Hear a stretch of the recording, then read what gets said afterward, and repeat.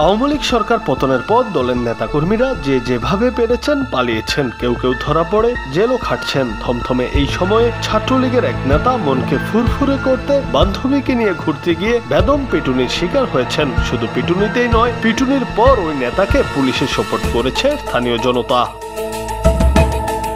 প্রকাশ শাখারি নামে ওই নেতা ঢাকা জেলা ছাত্রলীগের সহসভাপতি। গতকাল বৃহস্পতিবার সন্ধ্যার পর এক নারীকে নিয়ে দোহার উপজেলার নয়াবাড়ি এলাকার পদ্মার পাড়ে ঘুরতে গিয়েছিলেন তিনি। এ সময় স্থানীয় লোকজন তাকে আটক করে মারধর করেন, পরে পুলিশে দেন।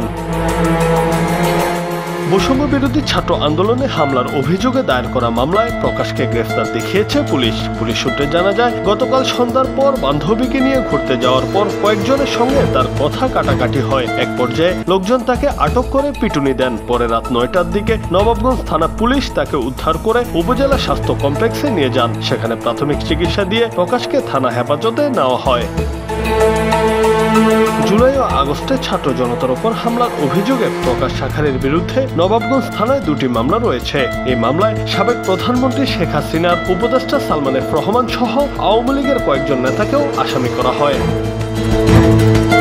নবাবগঞ্জ থানার এসআই রাজিবুল ইসলাম গণমাধ্যমকে বলেন, প্রকাশ শাখারির বিরুদ্ধে বিস্ফোরক দ্রব্য আইনে 2টি সুনির্দিষ্ট মামলা আছে। তার বিরুদ্ধে আওয়ামী লীগ ক্ষমতায় থাকার সময় এলাকায় ক্ষমতার অপব্যবহার ও সাধারণ মানুষকে মামলা দিয়ে হয়রানির অভিযোগও আছে। ওই 2টি মামলায় রিমান্ড চেয়ে আজ শুক্রবার তাকে আদালতে পাঠানো হবে।